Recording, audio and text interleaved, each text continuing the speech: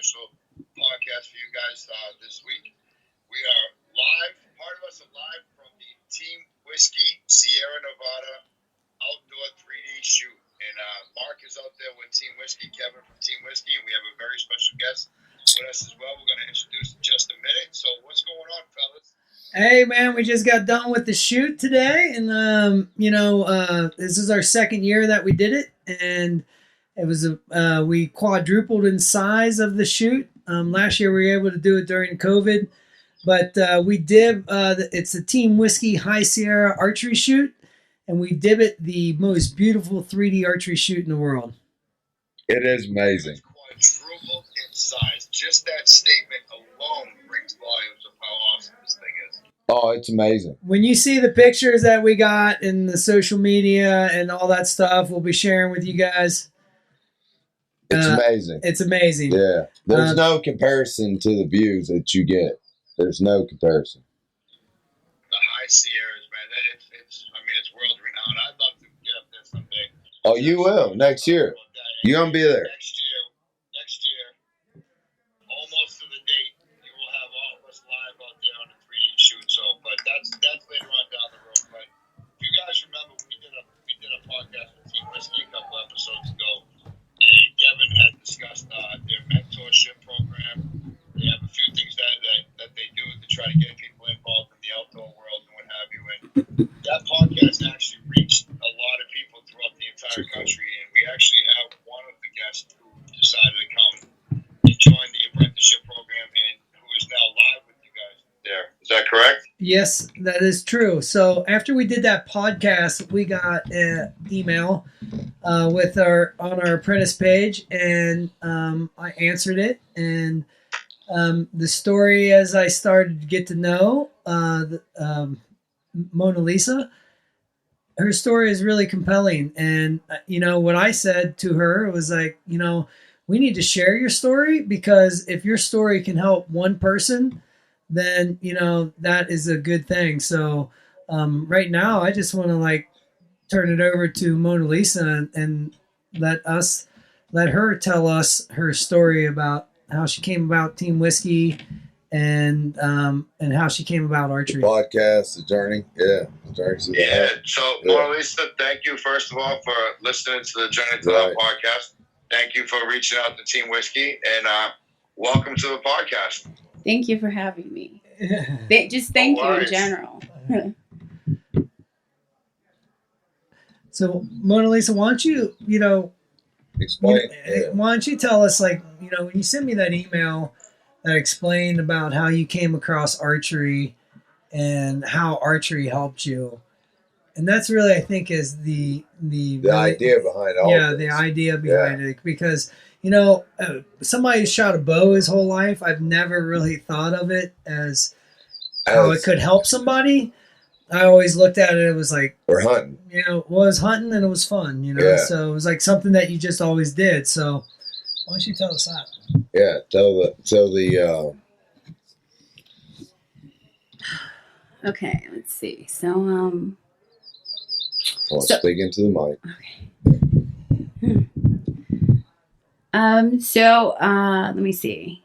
So I was in the military. I was in the Navy, and after I got out, I kind of struggled with just life in general.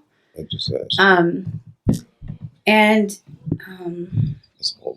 I moved a lot of places trying to find where I fit, I lived in New York and Florida, and I was always searching for something where I belonged. And let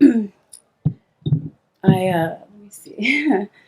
No, it's all right. Go on. Yeah. So it's about. So I have, not some. Wait, let me see. I have PTSD and really bad anxiety. And for the past, I'd say about 12 years, it was pretty bad. And I mean, to the point where I stopped driving. I wouldn't leave my house. I was terrified to go outside. And I have a 6-year-old daughter, and I try to keep her busy. And we had went out to this range, and she was semi-interested in archery, but, you know, I had paid for the membership, so the guy was like, you know, you should give it a go and see if you like it, you know. And so, like I was telling Kevin, I started off with the traditional bow, and man, I fell in love. The minute that arrow left that bow, I knew that it was like something. You know, I'm 41 years old. You know, I don't come from like hunters, and I mean, my parents, my dad shot guns, you know, but bow. What's the worst word you like to say? Late onset hunter? Is that what I know? Alan hates it. Yeah, you know, Alan, so don't worry. Adult onset hunting. Adult onset hunting, yeah. Late bloomer, late onset hunter is my damn self. So don't fret on that one. Yeah, well, no, and so I started going to the range like every morning, and I would shoot for about an hour and a half. And I think and I've lived a lot of places and done a lot of stuff. I think that's the only thing that I've ever felt like so fulfilling and beautiful. And I just kept going. So my mentor at the range was like, hey, you should try to hunt. You know, turkey season's coming up. And I'm like, well, I don't even know what the hell to do, you know, like at all. So I try to do it by myself, and you know, you can only watch so many YouTube videos, but I say don't watch the video. Yeah. Because that's not reality. Yeah, well, and that's what I've learned, like, through this process. You're going to try to put yourself at a standard that's unobtainable. You need to just be you and let your development happen. Who you are as a hunter is who you are as a hunter. It takes time. It just takes...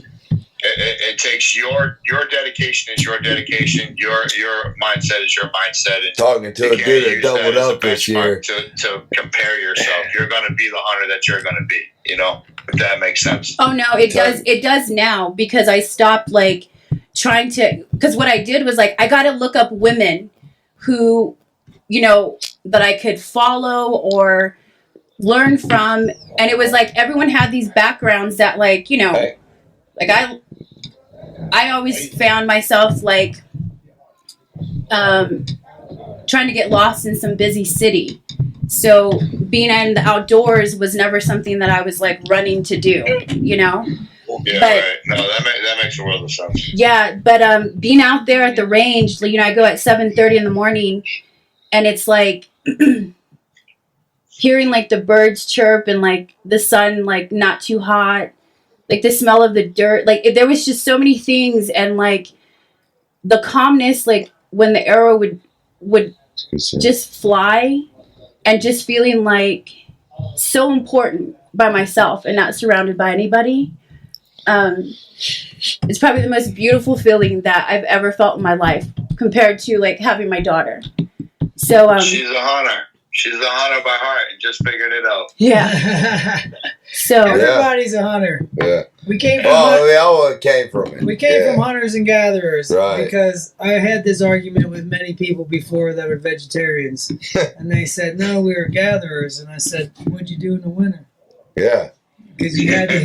Yeah. Vegetation's dead. But what you just described is the feeling that we all get when we're out there. You know, it's the tranquility, it's the silence, it's life, it's nature. You know, what they call God's country. It's that peace, that quietness, that within oneself moment that you get when you first enter the woods, when you first get your setup, when you're knocking your arrow, when you're out there by yourself. I mean, it's somewhat indescribable until you can have a conversation with someone who knows how to describe it. And what you just said, what is Kevin exactly just said, the feeling that we all get when we go out there, and it's part of why we do it. You know, there's levels to why we do it. There is, but what he just said is level to why we all do it. Is the most cleanest.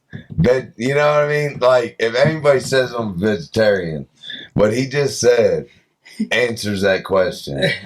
like, dude, we don't have fucking teeth on our, you know what I mean? Like, we don't have carnivore teeth. Nah. Say it again. Say it again. Really. I really like that. I mean, we had to come from hunters and gatherers because we had to In the hunt. wintertime- In the wintertime, you had to hunt. Yeah, you didn't have to have vegetation. And All you're eating the is human meat. bodies develop with canines for biting and molars for grinding. There you go. I mean, There you go. we could Canines for break this. that See, down that's to what a I was looking scientific for. level too. Yeah, exactly. So Monalisa, how long have you been shooting for? How long has this process of development been happening for you? I started shooting in February this year. Okay, so 5 months now. Yeah. Damn, you did Good for you. good. How do you feel now that you've been shooting 5 months? Do you feel like I feel do you invincible. feel like things are looking up for you? Do you feel like you're on the right path now? Do you feel home? Yeah, What do you I feel like. now? So me being here is actually pretty. It's pretty crazy because like I don't drive on the highways. I don't really leave the town that I'm from.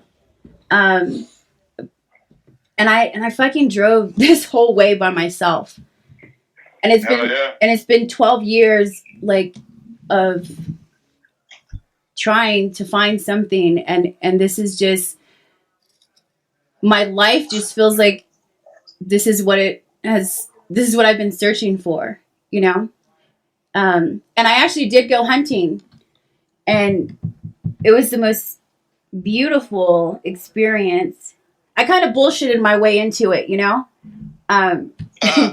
Honesty's key. Yeah. Honesty's everything. Yeah. You know that, dog. That's what that journey to the hunt's So about. what You already type know. of hunt did you do and how did you bullshit your way into it? I gotta hear this. Yeah, so I like I told you, I was watching some YouTube videos, right? This was before like I had met Kevin. I kind of was like, you know, I want a turkey so fucking bad. I want to do this. You know, my shots were, I felt I was ready. And my daughter actually goes to this swim class. And there was this man, I'm like, he was on the phone one day. And I'm like, this dude's like, he's like a hunter, right? And so I had asked him like, hey, you know, can you get me can you get me out to where you go, you know? And he's like, well, do you know how to shoot? Do you have arrows? Do you have broadheads? Do you have this? Can you sit down and shoot? And I'm like, yeah, I got all that stuff, right? Like I didn't have any of that shit. Like I was like, yeah, I could do it. He's like, do you know how to shoot in a blind? I'm like, yeah, I know. I got it, you know? And so he's like, all right, you know, come out Mother's Day, be there at 3:45 in the morning. And so I was like, oh fuck, right?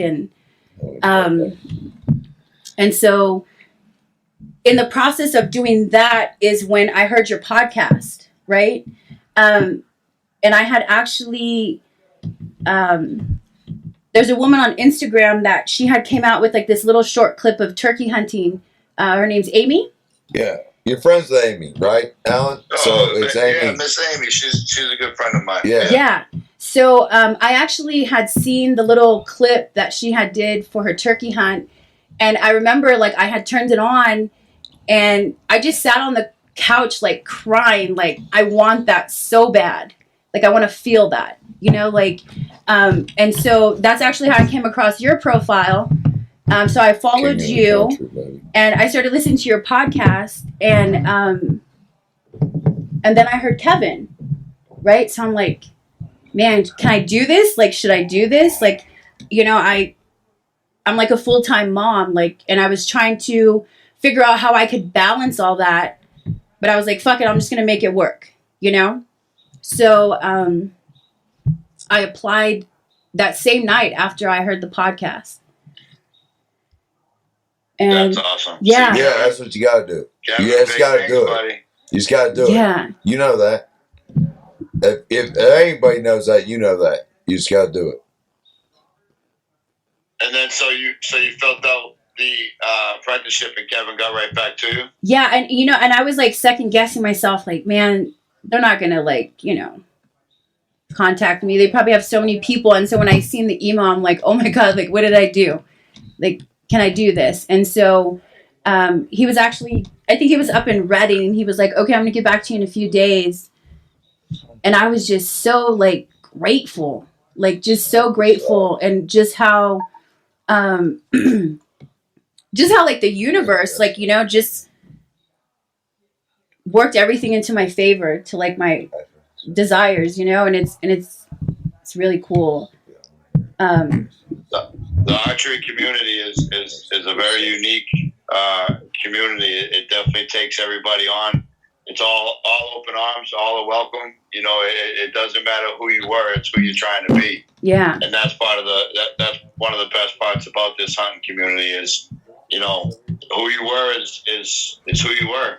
Now right. You're becoming an archer. Now you're becoming a hunter, and now you're with a different world. You're with different people. You're with different mindsets, and it's all about bettering yourself. The progression of becoming a hunter, the progression of becoming the best archer you can be, the best outdoor man that you can be. That right now you're in a part of your life where the only thing you're going to end up doing is just keep progressing, keep working hard, Oh, yeah. keep working towards goals, keep setting goals, breaking standards. I mean, there's no looking back at this point. So shout out to Team Whiskey for answering and replying right away. We had her on the mountain today. Kevin's true to his word. When Kevin says something, he does it, he means it. Yeah. And once again, he put that program out there for anybody and all. That's right here. Come all type of thing. It doesn't matter male, female. It doesn't matter age, whatever. I mean, we started that program. People get going. We started that program because my son had a lot of friends that got interested in hunting, and we started mentoring them. And then, I said we should start this because there is no apprentice program for adults. No. There's no adult apprentice hunts. There's youth apprentice hunts. There's no adult. Here's Justin. Justin, go jump on real quick. Hey, what's going on, guys? It's Kevin's son, Justin. Yeah, how's it going, man? We Business. just got done putting on the first day of the High Sierra Archery Shoot 2021 here in Lake Tahoe, and brought all the ambassadors out, and we're all hanging out right now. Great times. Good times. Hell yeah. But that's how it got started. He was talking about your friends on this apprentice thing. Yeah, you had friends that didn't hunt. Yeah. I had friends that I grew up with in high school because I moved out here from Ohio growing up hunting. Moved out here, and then when You get the status in California. Yeah, but we won't get too much into the liberal state of California. But yeah, they started to like probably a lot of people started with listening to Cameron Haynes and Joe Rogan and shit. It changed, and then all of a sudden they're like, "Hey, we heard about bow hunting, and what about what's that all about? You bow hunt, right?" And then the interest was sparked there, so we started up this mentor apprentice program, and last year we actually got 2 of them their first archery buck last year. But we didn't get anything.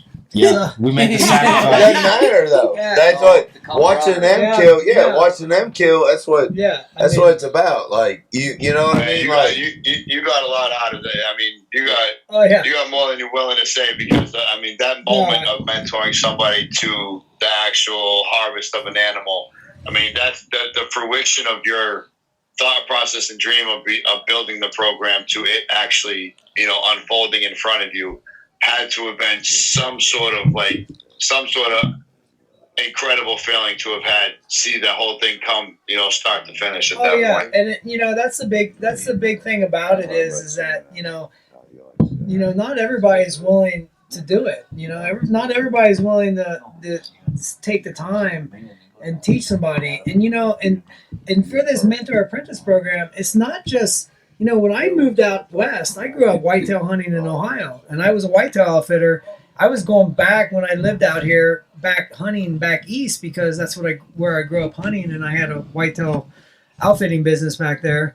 So when I came out here, the first time I started hiking up a mountain, man, it looked like a yard sale behind me because I was like chucking all this whitetail clothing that I had on, and I can imagine. And it's like but I got to tell you, like. Deer are deer, and when you hunt them, like you can once you start figuring out the patterns. And for me, the golden part of hunting is when you find these beautiful places they live and figure out their patterns and what they're eating and where they're traveling, and then you set up and you get really close in their living room and they walk right by you. That's the shooting part is the easy part. The getting to them and close. Yeah. No, you couldn't have said it any better. I mean, Monalisa, there is going to be a part where you got to understand, like, the shooting is the easy part. Getting to where you got to be and being in front of a wild animal with that adrenaline dump is going to be the next thing that you're going to have to encounter. And there's not a lot of preparation for the adrenaline dump that happens. You know, you can do high heart rate training. You can do some running around the block or, you know, some wind sprints and grab your bow and try to shoot. But there's no feeling in the world like your heart's getting yourself set up chest on a wild animal about to take a shot. But you're right. Like shooting the bow is easy. It's, for the lack of better terms, it's the easier part of the whole hunting progression, you know, because next is, like you said, finding them, maintaining them, knowing where they're at, putting yourself in a position to be successful, to bring meat home, right? So that's definitely the hardest part of it all. I mean, to me, it was. I wish there was a mentor program. Like, and trust me, I looked when I reached out to a lot of people. Hence the reason why I met who I did, and I ended up where I was, because I kept asking people for help. Because as the, hate the term, but late onset hunter, or whoever made that up, we call it adult onset hunting. Yeah, there's no one at like. He's an old ass man out there hunting dog. I'm 40 years old. I'm married with kids. I never even shot a bow until I was 39. Hey, how many turkeys you killed here? You doubled up? You shot 2 for 2? What's that? You shot 2 for 2? Yeah, in 2 seasons I got. Yeah. I got 3 deer and 2 turkeys in 3 seasons. That's right. So anyway, it don't matter where you start. Well, anyway, it's just getting started. When you were talking before about, you know, it's not easy, it's hard, you got to keep grinding and keep moving.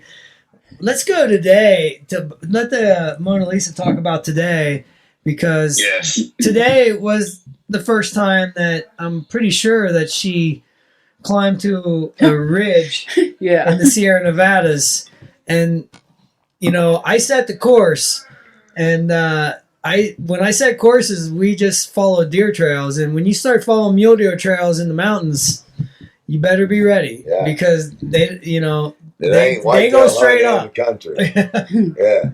So Monalisa, why don't you tell us a little bit about what you thought when you first got to the first hill? Holy fuck. it You can't beat that. Holy fuck, you can't. Yeah, that first hill, a lot of people were dubbing it the Fat Boy Killer, so it's straight up. Yeah. That shit was tough, though. Hey, I ain't gonna lie, dude. Hey, we did have a couple people complaining about making it too hard, but a majority of the people were saying, "Man, this is awesome." I'm gonna tell you what, man.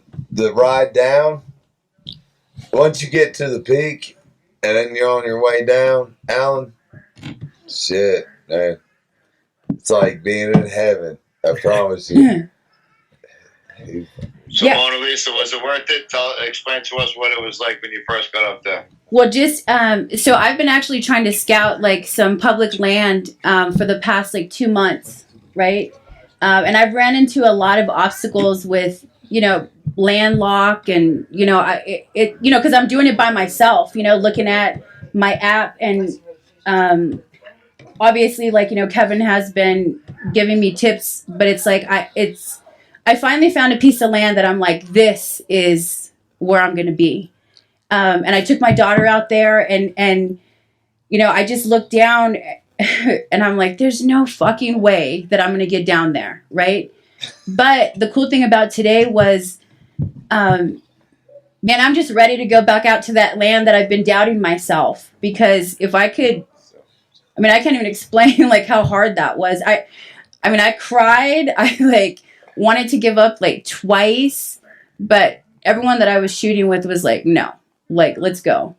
And so that's Team Whiskey, right there. Yeah, that's Team Whiskey right there. Yeah. We leave no one behind, and we care about the people that we're with. Right. And then, you know, I got to hear the story when they came back about there was one guy who has a, you know, bad intestinal thing, and he from the military, from an injury, and you know, he was about ready to give up, and the other Team Whiskey ambassadors, one carried his pack and the other one was like, man, I'll carry you on my back if I have to. And you know, And when you see this terrain, for somebody to offer to carry you on their back up this terrain, I'm telling you, that's a hell of a guy I wish right he was there. here, bro.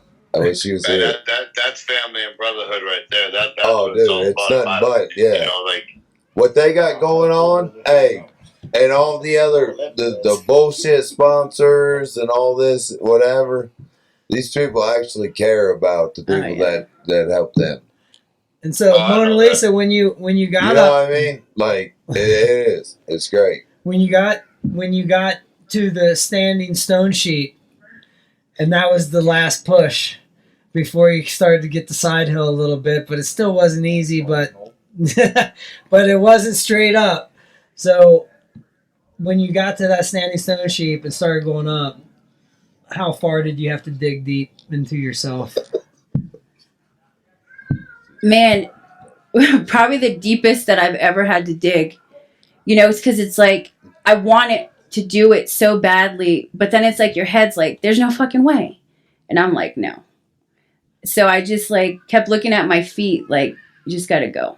You know, like you just got to go. Don't even look up. Just keep looking at your feet and keep going.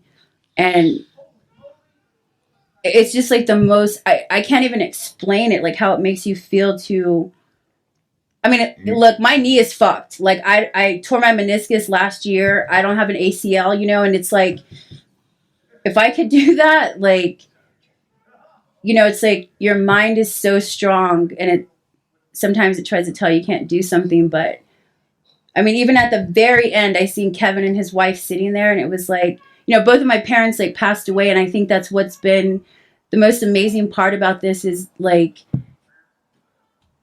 I don't have like a super huge family, but I just seen them sitting there, and I was like, man, like I did this, and it was just like, I'm not gonna lie, I shot Kevin's the last wife, one, yeah, she is amazing. Yeah, she is strong woman. But it's I can't even explain it, like how it makes you feel to do something like so hard, and it was just awesome, like really. You're coming awesome. a long way. That's why it's. You never pictured yourself in the position where you are now, but you are where you are now, and you should be proud. You should be. Right. You should be taking the moment in and realizing who you are now as opposed to who you were yesterday. Like I always say, these guys always hear me say it, but be a better you today than you were yesterday. And that's as far as you can go, right? Because you can only control today. Yeah. You can control today to the point where you're a little bit better than yesterday. 1 foot in front of the other got you to exactly where you were.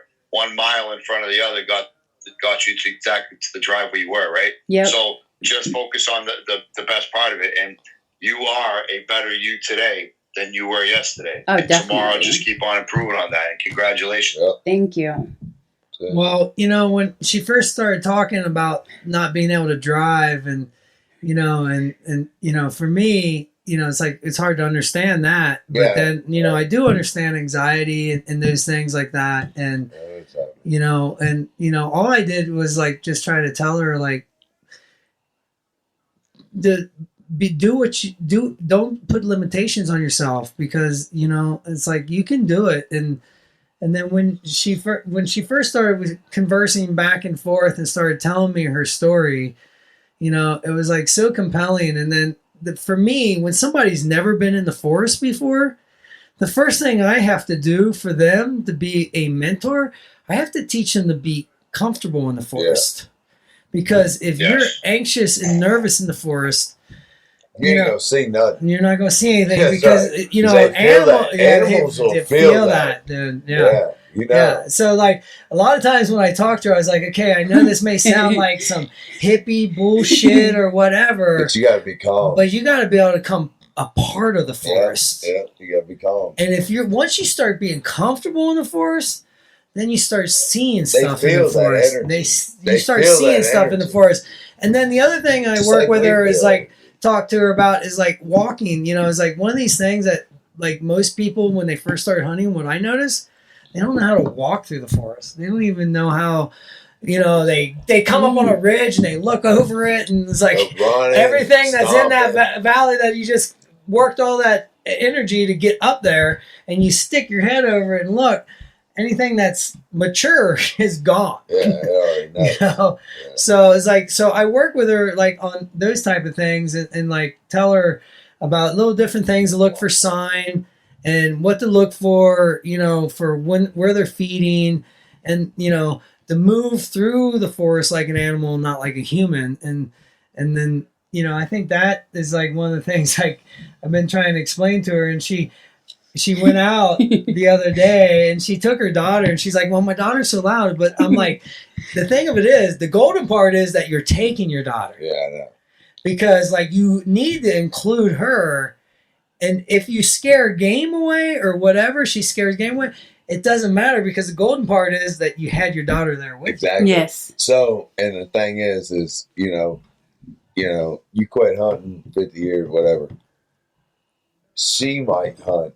You know what I mean? So what you're giving her now, she'll hold on to. And she'll that's- remember that shit. And that's really You know, what that's what everything's about. Jersey Seal Hunt, that's Team Yeah. Whiskey, like that's what we're pushing everything. Yeah, and that's really kind of the thing about the mentor apprentice program that's special is because when we mentor somebody like Monalisa and she gets into hunting, not only does it add to the industry because here we got another person, and now some people may look at it as like, oh, another hunter and taking my space, whatever.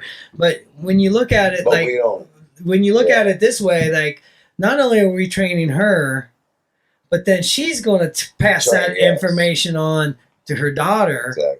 Her daughter can do Yeah. whatever she wants with it, but at least she has it, right? Exactly.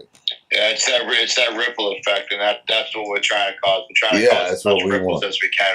What people, like to your point, Kevin, what people do with it is what they do with it, but we got to at least start causing those ripples to get Yes. out there, you know? Yes. And we are going to get her a kill, and it will happen this year. If she doesn't get it, if she doesn't get it during archery season or rifle season for deer, Oh, but I will It get that don't turkey matter, though. yeah. And we done had this conversation many times. I done grown through that phase. we'll go get her a pig Did you because not? we know how we can get her a Oh, pig.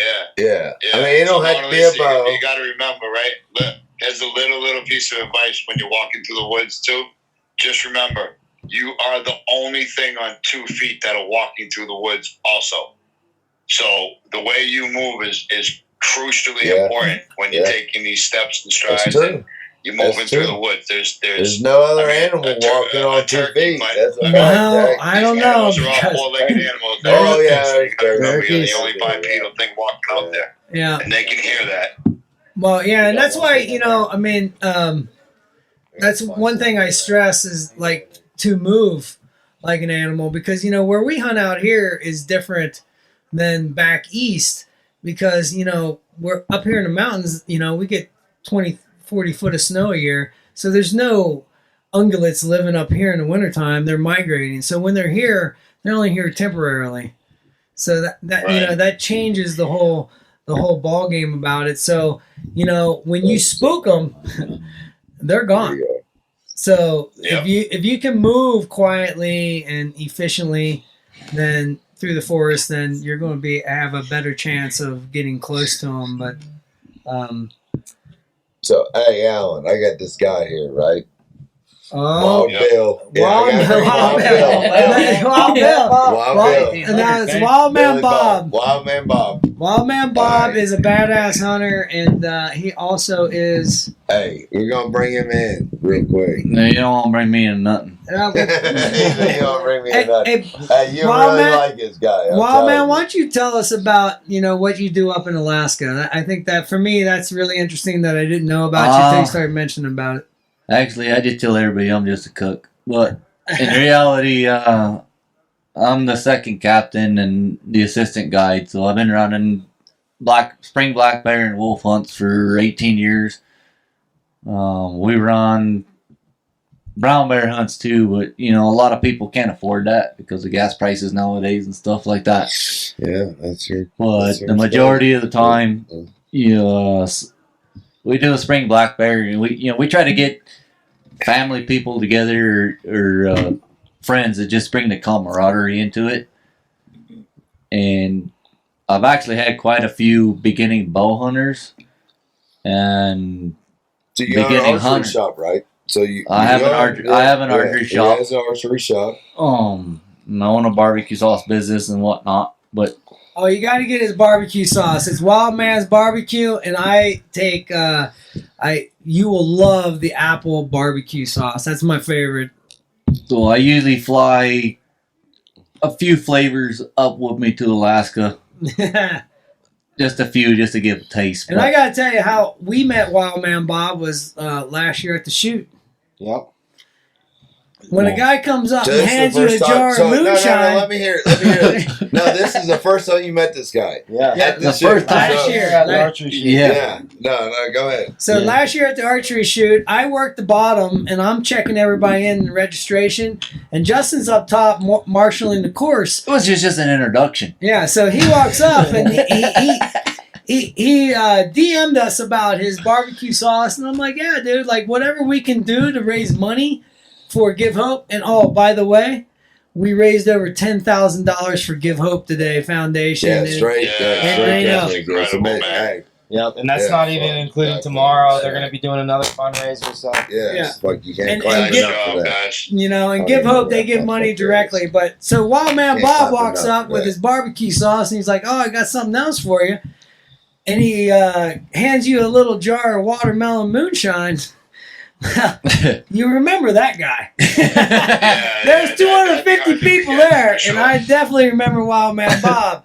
And then he applied for an ambassador, and we're like, yeah, that is a Team Whiskey guy right there, Cool. for sure.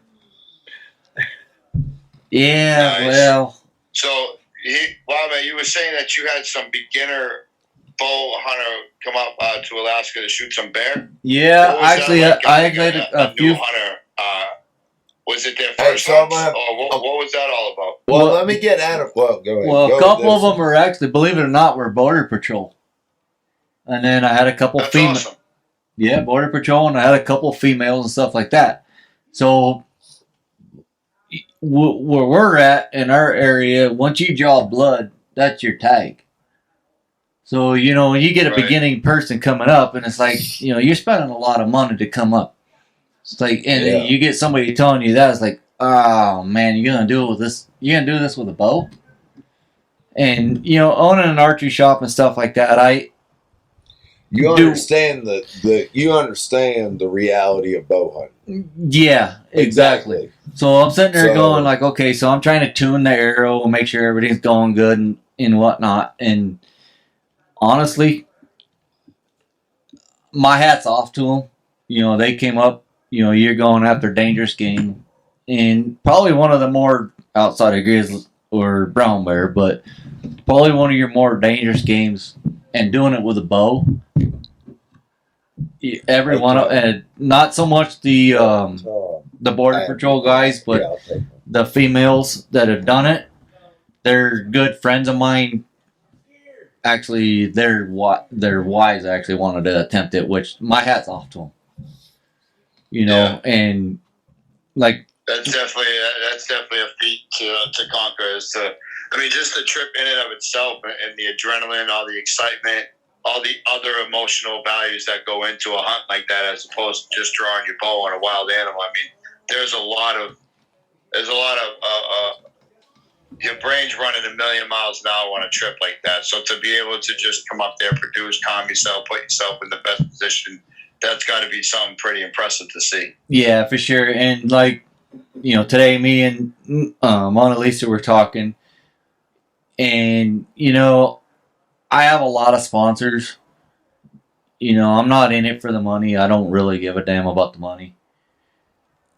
I want people in the sport. Yeah, that's I why don't I get- do it. I don't care if it's Yeah. archery, rifle, shotgun. That's exactly why I do it. If I And can get that's somebody where- into this, I'm all about it. Yeah, And it gives them freedom. it, You ain't Not gonna so feel much no more freedom, free. Yeah, but- no, it is. It's the most freedom you'll feel, dude. yeah, but It I is. wouldn't quite put it as freedom. It's the kind of lost for words on that one, but you know, You find yourself when you do it. Yeah, exactly. You know, like that. That's what I learned as when I started is like I know who I am as a person based off of my ethics, my integrity, my work, my how hard I work for something, how bad I want something. I mean, this sport, this whole journey to the hunt, shall you call it, right? But pun intended. But this has taught me who I am as a person. Like this is. You can't fake the funk. You can't cut corners. You got to put real hard work in. I mean, this is going to teach you a lot about, yourself. And the more you try to progress as a bow hunter or a hunter in and of itself, like you're going to realize who you are. And I think, as long as you're striving to become a better outdoors person or a better hunter, you're only going to become a better person at the end of the day. And I think that this sport really, really and truly helps develop good people. You always have your one percenters out there, and you always will. But this is a sport that'll help teach you who you are, and it's definitely something that I wish everybody at least had a year or two to go through. I think if everybody It doesn't matter. worked That's on the thing, becoming a like, hunter for an extended period of time, they'd realize who they are as a person. it doesn't That's matter just my how old opinion you in it. start in it, man. Yeah, That's the whole thing. Like, that's what it's about, dog. I started at a real young age, and being a guide and everything else. Honestly, I don't give a damn if you're a seasoned hunter or a beginning hunter. That's right. When I'm with you and being able to share the experience, Enjoy the it's moment. the moment, the camaraderie, Yeah. and trying to explain that to people that never experience it. It's That's why we got to different. keep this. So Yeah, no, you like I said earlier, it's Monalisa. Like you can try to explain this to somebody, but until somebody else has gone through it, you can't have a conversation about it. and just like that old saying, where pictures explain can only say 1,000 words. Yeah. I mean, being a guide, owning an archery shop, owning a barbecue sauce business, plus doing my normal job. Honestly, I really have no life. And coming up, meeting Justin, Kevin, and whatnot, and it's not so much being an ambassador and starting a friendship. It's actually a family. It is a family. Yeah. And Yep. I got you guys will meet him here in a little bit. Adam, which is DJ Beefy Tits. DJ Baby Tits. DJ Baby He's Tits in the house. he's kind of a beginning hunter He's too. walking in right now. Come on over here, man. Take a seat. He's actually one of my best friends that we got into hunting and stuff prior to my dad that actually passed away not too long ago. And that's where the whole barbecue sauce started. He actually dreamt up the recipe, and then it kicked off from there. And That's pretty wild. I was a punk ass kid. I ain't gonna lie. And he always told me settle down, learn the recipe, and this and that. And hell, man, I couldn't do that. I'm still a wild child, and I'm down in my mid 40s. But I got a business that I got to uphold because of my dad, and it's more. Well, I'll let Adam tell the story, but Hey, you got to hear this story. You got to hear the story, Alec. Hey, I heard this today, dude. Hey, it's a tearjerker. I'm telling you, it's a good one. so it all starts out. You think of being a smart ass or whatever. A vacation with the aunt. Just strap her to the hood of the car, or leave the dog on the leash and drag it behind the car. So the first time we take Adam out, I tell my dad, I'm like, you're gonna kick the bucket, just do it in a chair so I can put your ass in a chair or in the back of the truck. It's a lot easier to move you.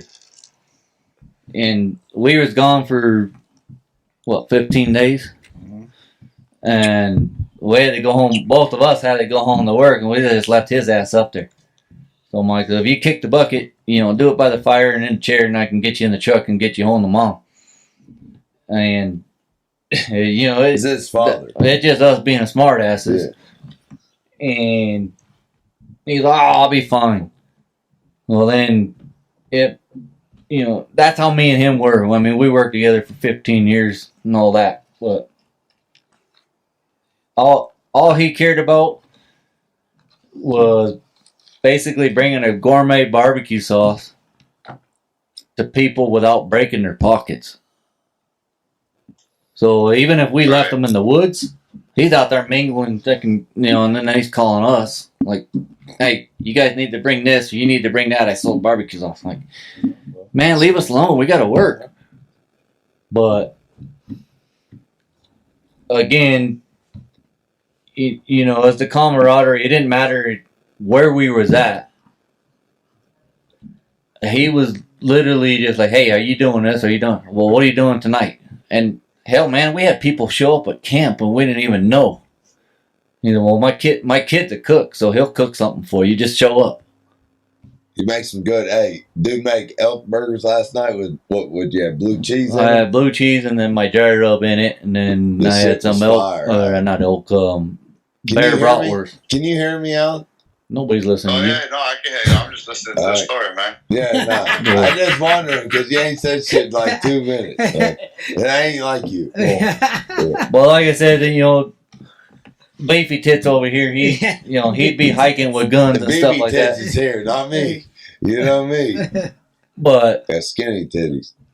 we'd talk and stuff like that, and being close. My dad finally goes, hey, and my dad was the type where he, nobody was coming in my hunting area or my fishing area. It didn't matter who you were. He was not bringing somebody in. Nobody. Yeah. So, he was old school, man. That's and what he used to be. So he's like, hey, Adam's a pretty cool cat. You might want to bring him in. I'm like, that's not my spot to ask. You need to do that. And when I'm talking about Beefy Titties right now. My dad called up. It didn't matter who you were. And it's like, hey, do that. So he starts calling Adam up and invited him to hunt and stuff with us.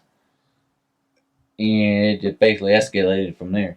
I couldn't get rid of Adam, and then now my dad freaking, he's in the ground, but whatever. And then I'll let Adam freaking tell you the story. No, you got to hear the story, man. So they took, I ain't going to tell it. Y'all tell it. It's up to you, man. Yeah. Nah, this is amazing. You got to introduce yourself. This shit is fucking amazing. So, Adam, nice to meet you, brother. Welcome to the podcast, my friend. Nice to meet you, Alan. Thanks for having me on. I appreciate it. So, no worries, man. I love hearing the stories, brother. Oh man, so no, this is great. So yeah, met Robert and his dad, Wildman Bob. Just a little over a year before Bob kind of took me under his wing, and I didn't really have any hunting partners, anything like that. I was interested, didn't really have anybody to do it with, and Robert's all about hunting. Bob, that's what he lived for. That was his passion. That and his barbecue sauce and rubs and they invited me hunting, and he said, "Oh, you got to come up to our hunting spot. I've been going here for 40 years, and this is our place. So, you can't invite anybody up here. You're one of the few that's coming up." And I said, "Well, what do I deserve to come up here for?" And he said, "You know what? You're a cool dude. Which we're still trying to figure that part out." Hey, you meet him for 2 seconds, you gotta know he's a good dude. It don't take long. Like, he warms up to you quick. He does. I ain't gonna the lie. whole group here, man. And it's think about it. We have people from Indiana, Montana, Idaho that showed up today, and you guys all shot together. It's cool, man. But Bob took me under his wing and said, "Hey, you know what? You're going to come up and hunt with us. Get an elk tag, get a Utah license, get everything you need, and you're good. So come on up with us. This is the dates we're going." And just said, "All right, let's do this." So I was kind of thrown to the wolves. I mean, I had what little gear I had, and I said, "Okay, I'll figure it out on the way." Asked Robert, and he gave me all these tips and pointers on what to get and everything. Went up there and absolute had a blast. Well, I'd never shot ducks and geese before. and his dad would go bust them up off the pond. He'd drive a quad around the side of the pond, and these ducks and geese would fly up, and we'd hear them honking and quacking, and we'd be on the other side of this pond / reservoir, and these things would come flying towards us.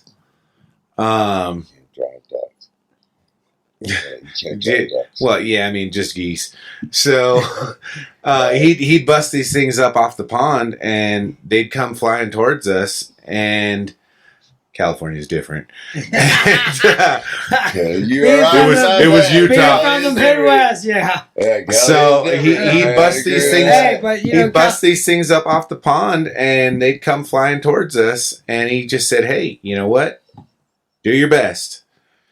And the first goose I ever got, shot it 25 yards above my head. Boom, dropped the thing. And Robert went and picked it up because he was a little closer than it. I shot it kind of out from underneath him. He picked it up, and he was a little pissed. The first goose I ever shot had a band on it.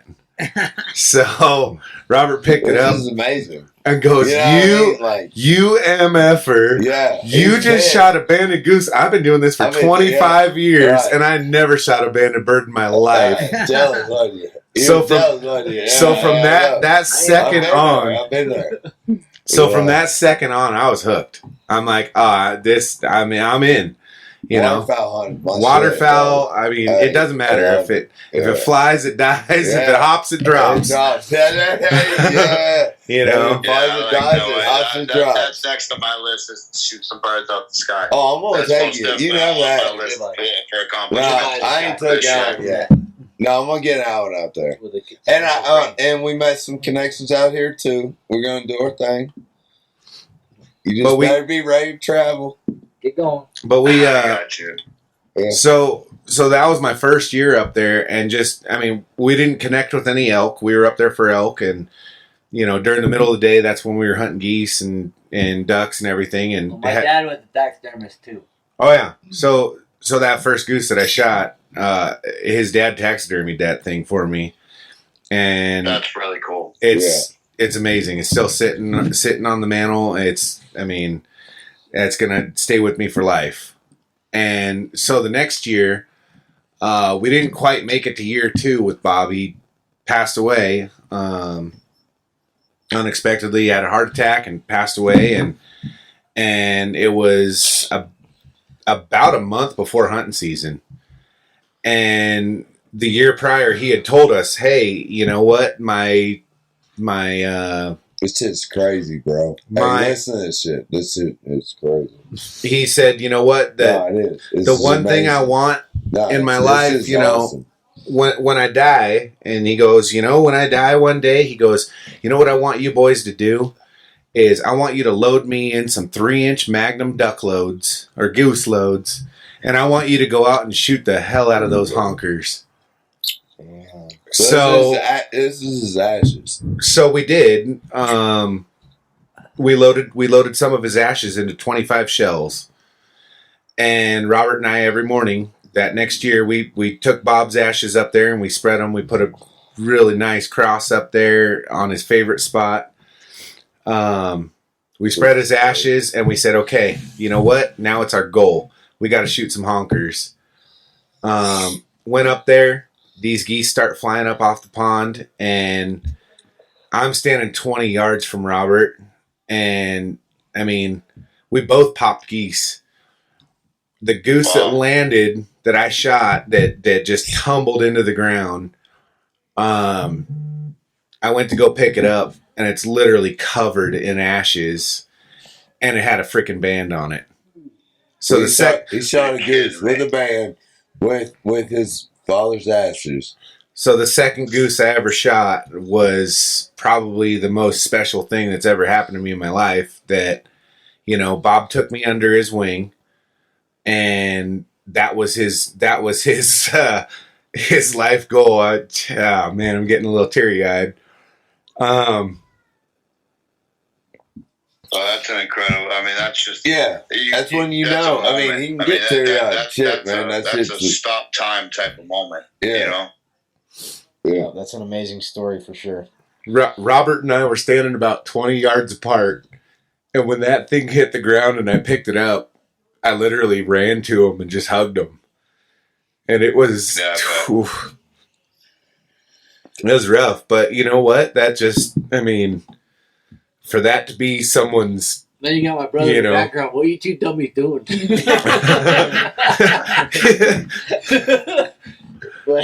He didn't realize. When they told me his story, hey, Adam, when they told me his story, dude, I was like,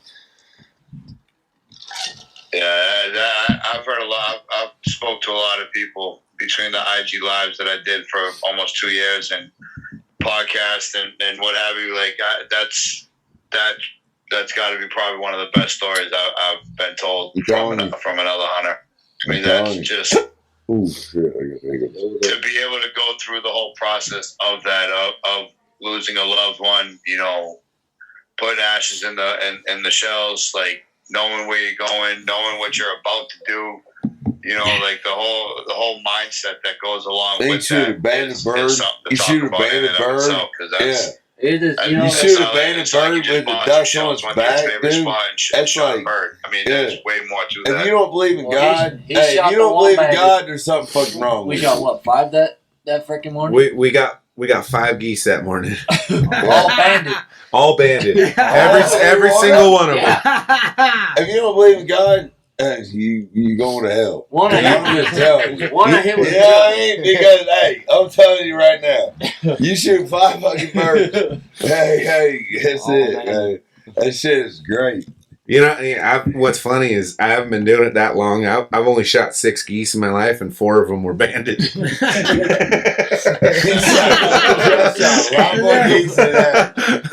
should we take you over to Nevada to the casino? Right? Because that's fucking lucky. I know. But you know, we'll give you the money. You just choose what you want to do. You know what's horrible? I thought I was lucky at shooting birds. I'm in my second turkey season. I shot 2 gobblers that just shot 30 pounds a piece about 2 weeks apart this year. I thought I was fucking lucky. That's awesome. Like that. That's next level. You did your thing. Hey, Alan, it's not lucky. It's blessed. Yeah. So it's blessed, dog. So when I shot that first goose the first year with Bob busted the geese up, and I mean the ducks may or may not have flown up too and flown across the lake. And you know about swimming time? Yeah. So that first goose landed on the rocks about 40 yards below us, and it's a straight cliff going down to the lake, and we're 200 yards up this cliff. And Robert went and got my first goose, and all I see, I turn around, and all I see when I look down, I'm like, "Hey, what? Did you find it?" And all I see is a middle finger sticking up. He's like, "Bro, I've been hunting geese and ducks for 25 years, and I've never shot a banded bird. And your first bird you ever shot was banded." Well, I shot a honker and I shot a duck at the same time. Well, I ain't shot very many banded birds, dude. I've been duck hunting for years. Well, the best part is duck that lands in the water gets into swimming. Oh yeah, so that duck lands in the water, and it's probably 15 yards out from the shore of the water, and it's all rocks going in. And we walk down there. It's mid-October. It's maybe 50 degrees. The water's probably about the same, maybe 45, 50 degrees. I mean, it's cold. Hey, you boys gotta get on that. It's cold. And Robert goes, "Oh, we can get it. We'll just wait for the wind to blow it in." There was no wind. So there wasn't any wind. That thing's just sitting stagnant 15 yards out. And I'm like, okay, let's go to the truck. I got a fishing pole in there. Well, I go to the truck. I forgot to put line on my fishing pole. What the fuck good is a fishing pole without the line was back at camp. The line was back at camp. You can see me laughing. So Robert's laughing, going, "What are you going to do?" And I go, "Well, I got a towel and a little tiny wool blanket in here." I go, "Let's go get that sumbitch." And he goes, "What are you going to do?" And I go, "I'm going to go swimming." And he looks at me like, "You are the dumbest MFer I've ever met in my life. And I'm like, hey, I'm not letting my first duck go. My dad filmed this. Oh, yeah. So his dad's across the lake, like a creeper. Like kind of a creeper. And he's filming it. Look at these two idiots. Yeah, and he's filming it going, these two idiots are across the lake. And so we hike all the way back around this lake. It's probably a mile from the truck. We hike all the way back across the lake. We get back to where this duck is, and Robert goes, hey, I'll hold your hand. You take your shotgun, and we'll see if we can stretch you out, stretch the shotgun barrel out, and tap that thing to get it back into shore. So that thing, no, there's no way. I'm like 8.5 yards shy. Okay, Robert looks at me, and I go, all right, I guess I'm getting naked. Turn around, buddy. I stripped down into just my boxer shorts, and I jumped in that thing. And I'll tell you what, it was cold. So you're saying there was shrinkage? No way. I mean, I well, think everything was trying to curl up with that. yeah, I think that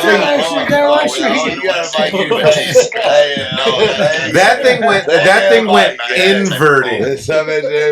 That thing went inverted.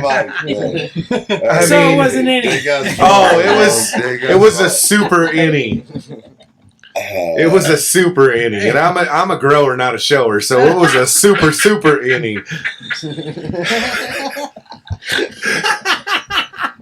It's not funny, guys. I'm hung like a Tic Tac. It is actually. So I get this bird, and I tried to warn you. I get this bird. But these motherfuckers are animals. I grab this bird, and Robert's yelling at me, "Dude, you're an idiot!" Dude. I threw that bird right at his face. Hey, it missed him because obviously I'm not a very good shot unless it's with the shotgun, unlike Robert. And came back in, dried off, and you know what? That was probably one of the tastiest birds I ever had in my life. When you do the extra work on it, it always tastes better. Well, and you know what? You don't leave anything behind. You worked for it to get it. You go get it, and you take that extra effort to find it, track it down, do whatever you got to do to preserve that and make it happen. Yeah, we're hunters, not killers. Absolutely. That's the big difference. Yeah. Absolutely. So, hey, this is a man. This is a man right here. That's Alan Yang. So anyway, Alan, we have another ambassador right stopping in right now, and Appreciate being on the show, though, but yeah, and no, you ain't getting off. you ain't getting off yet. You ain't running away yet. It's early for us. It's late for you, but that's all right. But anyway, we have he's mad at me. our buddy Tommy De Leon, and he is on Instagram. He's Duck Shoot. This guy actually walked into our booth one of the very first times. Now you got to realize, right when we first got started. Yeah. Now you got to realize you've looked at our stuff, right? You've seen all of our hats, right? And Alan, yeah, you've seen our hats. You've seen how many different selections we've had. When Tommy walked in our booth, we had 2 hats and 4 T-shirts, and that was 2 years ago. Yeah, I saw the spread you guys have now. You guys have come a long way. Yeah. So when Tommy walked in, like there was this like instant energy of like bond. We bonded. Yeah, so it was bonded. So like what I want dude catches big ass trout. What I want, they call him the little trout slayer. Yeah. So what we want to do? my email, littletroutslayer@aol.com. Yeah. It's the mustache. But the motherfucker should be called Trout Slayer. So anyway, I'm telling you, dude slays them. I'd like to have Tommy tell us like when like he first saw Team Whiskey and like what he thought, like because when he came in, man, like he came in so positive, like it gave us confidence because when you start something, you don't really have confidence. I don't care who you are, you're trying something new. It's hard. Like Monalisa today climbed the mountain, and she never done that before. It's not easy, and so whatever you're starting, that's something new. Stepping outside the show is not. It's not comfortable. It's not easy, and it's definitely worrisome. Yeah. So like I would like to have Tommy elaborate on like when he first saw Team Whiskey tent, like what he thought. Well, when I first saw Team Whiskey tent, you had a elk T-shirt with the bourbon bottle on it. I'm like, well, shit. The bourbon I like whiskey and I like elk. So you instantly sold me. Sold. And that was, I gotta Sold tell me. you, all of our designs, I can't take any credit for any of that kind of stuff. That is Justin. Justin does. He taught himself how to do all of our designs. All of our artwork on everything that we do as far as Instagram and our apparel, it all comes from Justin. It doesn't come from me. He asks me questions, what I think. I give him information. He figures it out, and it turns out really good. Yeah. No, I saw that first Justin, T-shirt. man. Thank you. Thank you. Buddy. Yeah, You know, I saw that really first upsets T-shirt. me is Alan, you should be out here. You motherfucker, man. Hey, Alan, you next should time, be man. here, Come on man. out. Come on out You next should be year. here. I Hey, am. dude, I have and I'm all telling year to you. plan. I'll be. This Well, is you. trust me when I tell you, I'll be at that table next year. There's no doubt about it. Absolutely, man. We're looking forward to having you come out. And next year, we're going to be expanding a little bit more every year. Hopefully, we'll be making a little series of these shoots up here in Tahoe, the High Sierra Archery. Yeah, I can't wait for it. I can't wait for it. Yeah, so Tommy, continue on. Like when you first walked in our booth, and like we started talking. The Yeah. next thing we know, like it's like half an hour went by, and we're Oh, I think I was there longer. Yeah. I was probably at your booth for an hour when we Yeah. just met. No, I liked the. Obviously, I like the Pearl. That was what first caught my eye. You know, I like whiskey. I like elk hunting. So I see the Pearl. I'm like, this is really cool. and mind you, at the time we had 4 T-shirts and 2 hats. There wasn't much out there. Yeah. Well, then I got talking to An hour-long conversation about 4 T-shirts and 2 hats. Right. Pretty dedicated. Well, then I got No doubt about it. Right? then I got talking to Justin and Kevin, and Some basic shit. these guys are they were just cool dudes, and just we hit it off. I talked to him for about an hour. We hit it off, and I was like, hey man, like I'm from Reno. You're here. You guys ever need any help with anything? Let me know. And it all just took off from there. And honestly, I couldn't be more proud. I love this. It's fun. We're gonna have deer camp out at the farm. Let me hold on. Can I pull Not this right talking to the there? microphone. Hey, we're gonna have deer camp out at the farm. This guy's so funny. These I guys love are, Mark. yeah, these guys are, So yeah. I'm coming out, by the way. Mark. No, Hey, we're having deer Newman. camp out at the farm. We're gonna have a team whiskey. Yeah, we're gonna. I'm coming out November 1st, We're bro. gonna come Ain't out. gonna be no 3Ds. My buddy's gonna be shooting real deer. I'm coming out November 1st, man. Hey, yeah, Expect that's me. it. Hey, that's what it is. You know, I don't care. Dude, I've killed big deer. You know what I mean? Like, Yeah, it don't make fun to me. Yeah, it's all the camaraderie, getting everybody together, I think, is the biggest Yeah, part. I've killed big deer. I know. Yeah, I know. that That's shit don't the do funnest nothing part for about this me. weekend. Like, I knew who everybody was by off their Instagram handles. I never met them. And we all got together, and it was like we were best friends, like, from the start. Like, we... Yeah. It's team whiskey, baby. It only took 2 minutes for everybody to be friends. That's Yeah. what happens when you put like-minded people together. You know, it's inevitable. Yeah, and Hey, we'll fish out on a good turn to the hunt. We'll fish out on a good, real turn to the hunt. Kevin, get in. Yeah. Yeah. We'll fish out on a real good turn to the hunt. Because this dude.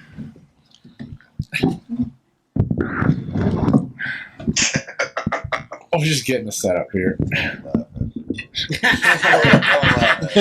No, here's the worst part. tell him, Alan, you're laughing with him, not at I'm him. this dumbass's cousin,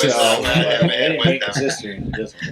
Hey, all I can say, man, is like when I see you guys post and stuff, and like you guys talk, you know, I'm out here in Tahoe, but like, man, you know, like, but I'm from the Midwest, and so like when I see you guys, man, like the connection with you guys through the internet and social media is more than what I can get from a lot of people that are out here in the town that I live in, and that's pretty fucking Isn't awesome. that crazy? Isn't that That's fucking wild, man. yeah?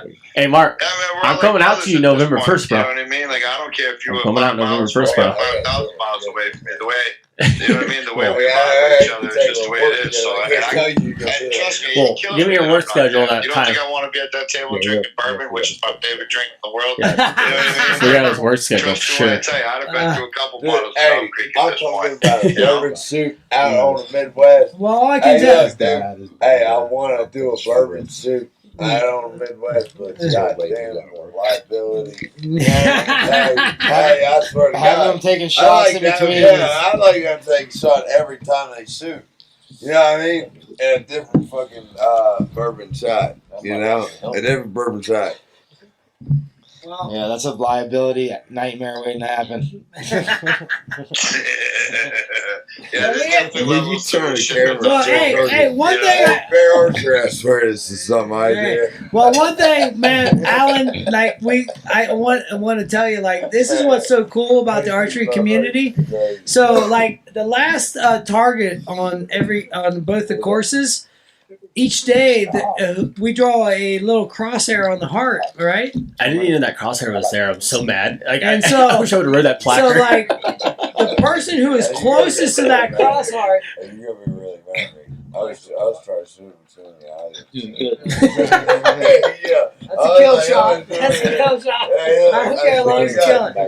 But anyway, so on the team course today, it was a 104-yard shot, 106-yard shot. 106-yard shot. Justin corrected me. The winner was an 11-year-old kid that put it 2 yards off. 2.4 inches away from the center of the heart. Seriously, an 11-year-old kid did that? And I gotta tell you, like our prizes was most of our stuff, most of our gear, and you've seen our like whiskey glasses and stuff. I felt kind of funny handing an 11-year-old a whiskey tumbler with a broadhead embedded in it. That must have been an odd feeling. Definitely. But then his dad chimed in, like, "Don't worry, I'll take that."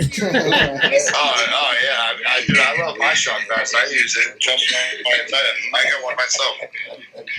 Yeah.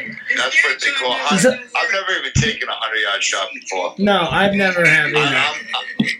I'm dead in the city. I don't even have.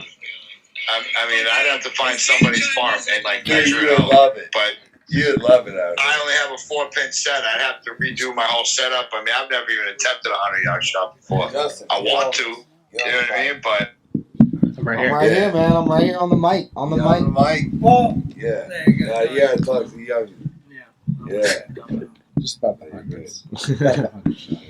Yeah, man. So so what's in store for tomorrow, guys? Let me know what tomorrow brings up. yeah. So tomorrow, We're gonna do another podcast tomorrow night. tomorrow's the last day of the archery shoot. It's a 2-day event up here at Homewood, in Lake Tahoe, and a lot of the guys bought multiple day tickets, so they shot one course today. They'll be coming through and shooting the other course tomorrow, and we had a lot of good reviews. Everybody had fun. I mean, there was a couple people that were exhausted, a little bit whiny, but that's to be expected, right? Especially when you're there's always a 1% that's just not prepared, not ready, or gonna find something that they didn't like, but you move past absolutely. that, and I'm sure that the other 99% loved every minute of it. Yeah, definitely. Yeah, and we actually this year we upgraded. We got one of our buddies. We call him Whiskey Kenny.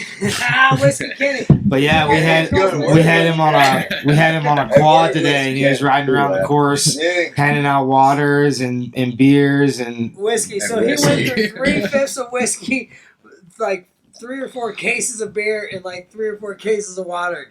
Imagine.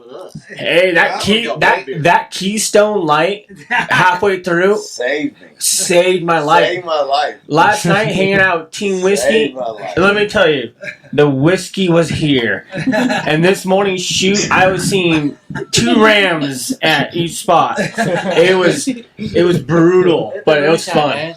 It was fun. Hey, so how many targets are on each course? Are each equally 25. yeah, there's Is it skill level that differentiates the courses, or So, what differentiates the course? So the differentiation is basically the physical exertion. So the whiskey That was a good course. shoot. Whiskey course is way more physically demanding than the team course. Each one has 25 targets. And the whiskey course runs about 30 to 40 yards up to 100 yards, and then the team course is a little bit shorter shots, but we made sure that they're really technical, thread the needle shots and everything, and they're all running from about 20 to 55, 60 yards. So one's a little bit. I know that's a whiskey course though. And the whiskey course is always a little rougher. That whiskey course is I'm brutal. gonna tell you right now, dude. Hey, the shit was a dog. Hey, I'm gonna tell you right now. We got up, dude. I was hurt. Oh, You know what I mean? Like, I was I ain't gonna hurt lie, too, dude. I was hurt. 90% of us was either drunk or seriously hungover.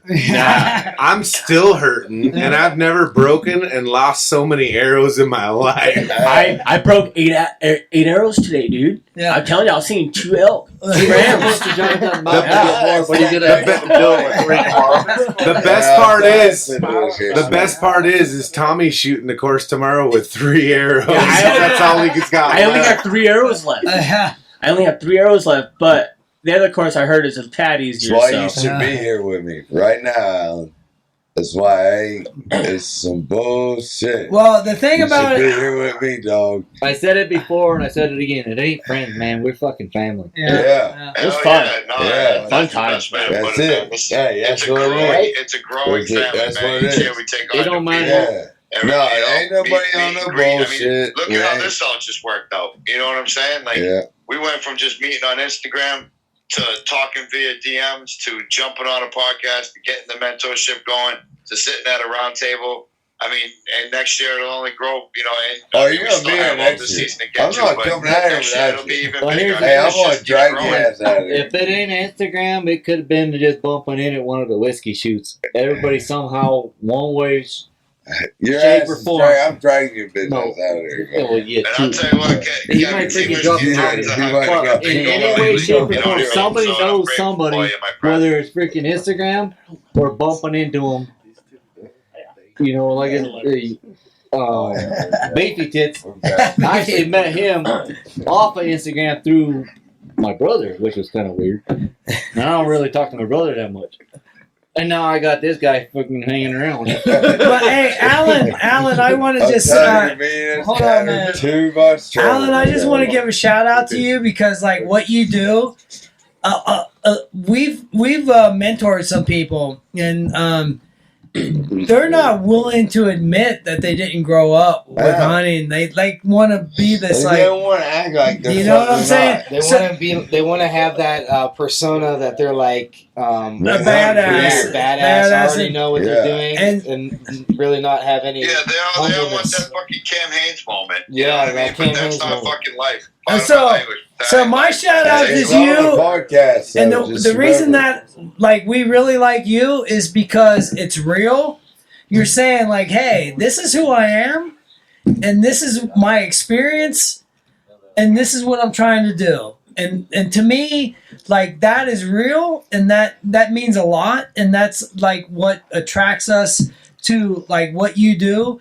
And then and doing your podcast, here we are. And we've always said from the very beginning when we started the Mentor Apprentice program, if we can help one person, it's freaking worth it, right? And so here, like we did that. The realest people out here, and fuck the rest of them. Yeah. You know So what I like, mean? well, so like, what you're doing Like I with say, the realest with your out podcast, here. and we've talked to people this weekend, and they've heard you.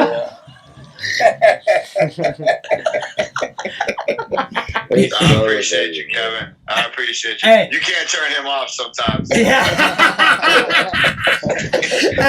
I think it's that's all the kind of why I time. like him though. That's why I kind He of. gotta love it. He gotta love Me it. too. That's my Hey, he brother right loves there. You know what I mean? He But took the whiskey Kevin, part yeah, and Team Whiskey a yeah, little turn into the liberal. high Team Whiskey. He's had a good thing going these last couple We're months, real- man. Yeah, And so- we just keep developing the Yeah. friendship, keep growing together, keep trying to help out with this mentor program, and just keep seeing where everything Yeah. goes, man.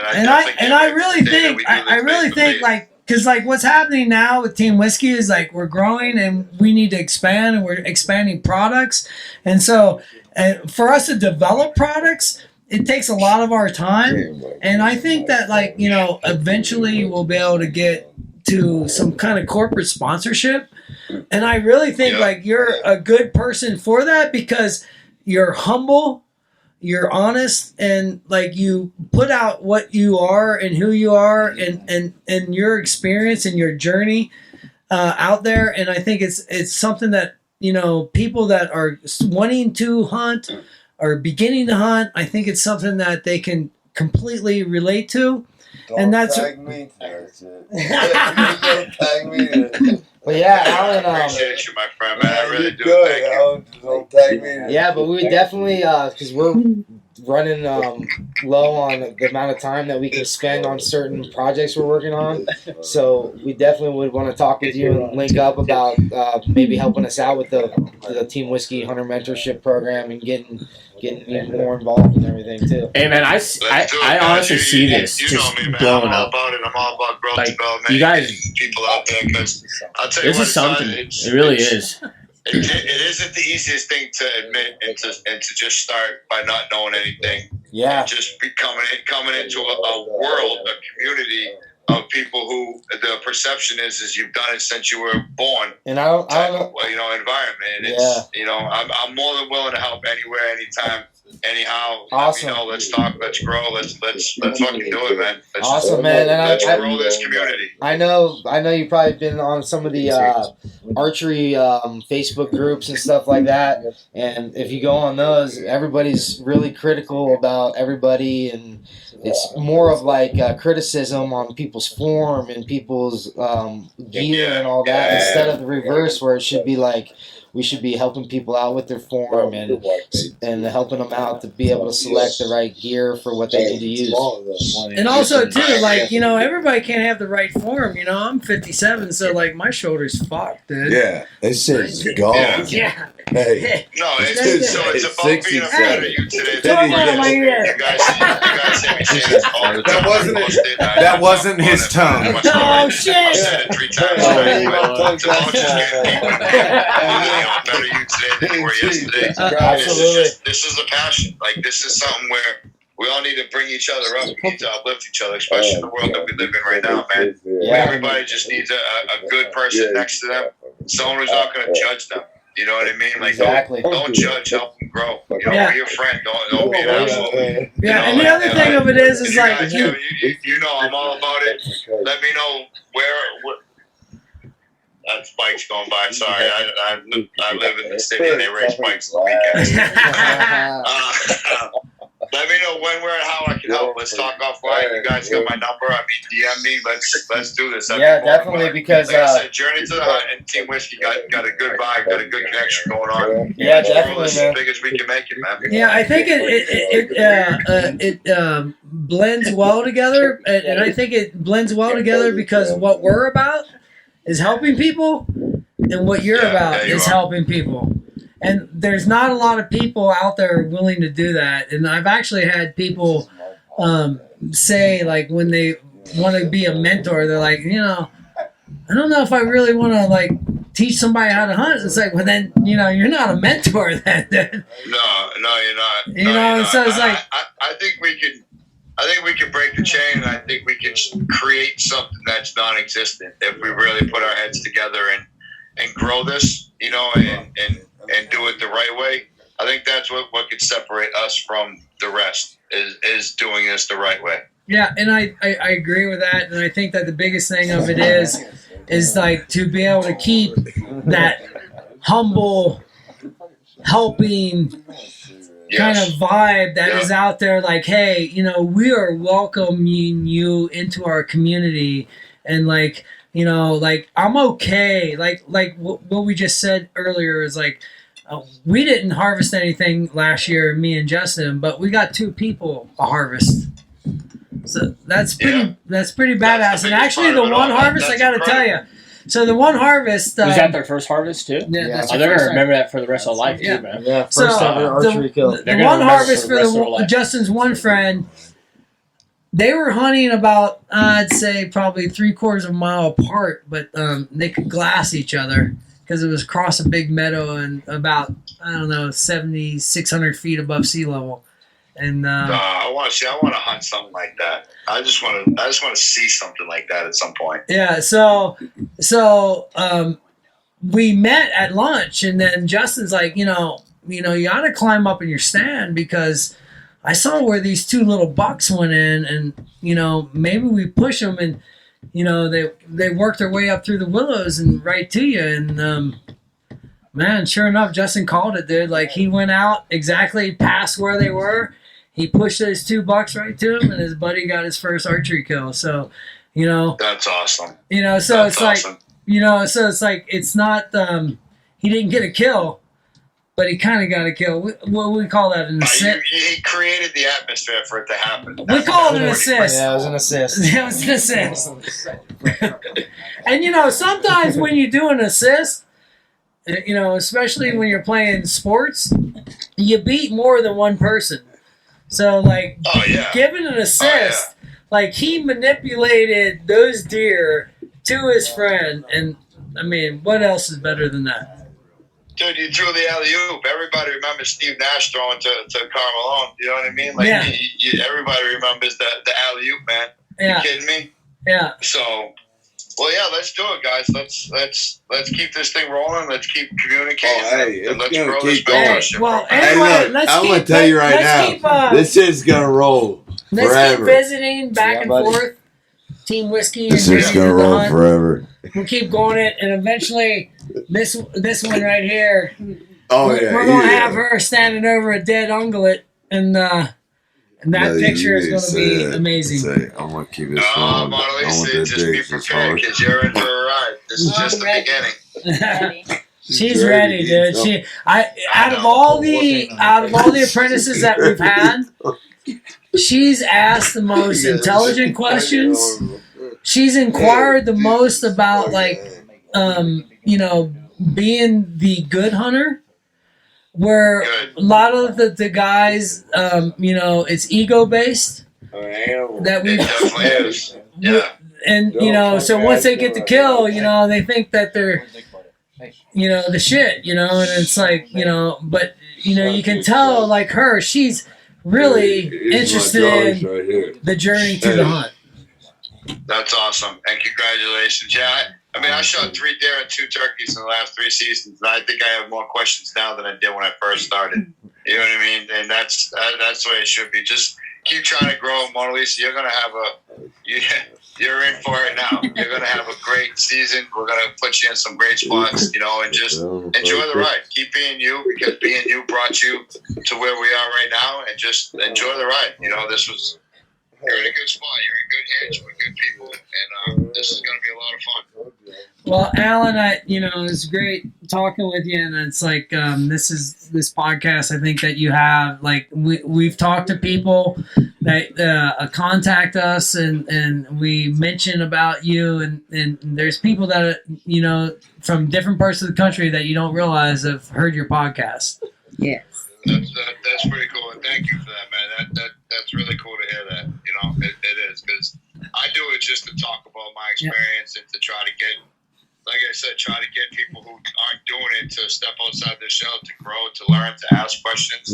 I'm trying to do just my small part into getting more people into the community that I love so much. This has helped change me as a person, and the feeling that I have being around y'all, learning from y'all, and meeting y'all is the feeling I want everybody to have. So I just try to do my little part, and it's pretty cool to hear that other people have heard about it. And again, Monalisa, thank you for listening, and thank you for stepping outside your shell and reaching out to the Team Whiskey crew and getting yourself to where you are. But it's only the beginning, guys. You, because I if you would have never had that podcast, my life wouldn't be where it is, like, right this very moment. I'm super grateful. Super That's grateful. awesome. That's awesome. I want to give a shout out. Thank Kevin. Thank Kevin and Team Whiskey. I want to give a shout out to Monalisa. Hey, look, dude, you're coming out here. Yeah, you can give a shout out to Monalisa. I want to give a shout out to Monalisa for doing this course. I mean, I'm a big dude, but I've done this for years, and I know what's coming. She had no idea. And she came down from that course, and the look on her face was like, man, that kicked my ass. But you know what? Let's do it again tomorrow. All I can And say is that right there is freaking And I'm amazing. gonna tell you what. And what she's Kevin's gonna do doing out great here- things. Hey, what Kevin's doing out here it's not with me. Team Whiskey. Justin. Justin's a brains behind Team Whiskey. I'm the mastermind. Y'all, That little guy? whatever. Justin, That little Kevin. guy? I wouldn't worry about Hey, that look, little guy. These guys are doing their thing, man. Hey, look, they're doing their thing. Hey, it's all about helping people. So Team Whiskey is about helping people. And we're not the original Team Whiskey. We feel like the original Team Whiskey was like 1771 to 1774. Yeah. That's where they started. America. That was the original Team Whiskey. when America was really America. But anyway, we ain't gonna go that far. All right, Alan, I know you probably got to get to bed, dude. I appreciate all you guys, man. This has been probably one of the funnest podcasts I've ever been part of. Hey, you want us to send Mark back to I've done Tucker several in? of them Hey. with a lot of different people. This I one, told you. Hey, what I tell you? What I tell you? I told you you love this motherfucker. Hey, I told you. I just want to say one more thing. My daughter. This is the first time I've been away from my daughter. She's 6, and she was. The only reason why I think she allowed me to come without like throwing a tantrum is that she was so excited that I was going to be on a podcast. So she wants me to tell her hi and that I love her and we're just going to be great together. And yes. Yes, you are. Yes, you are. Make sure she listens to all the good parts of this. Yeah, that's what I'm going to do. Cut out some of this stuff.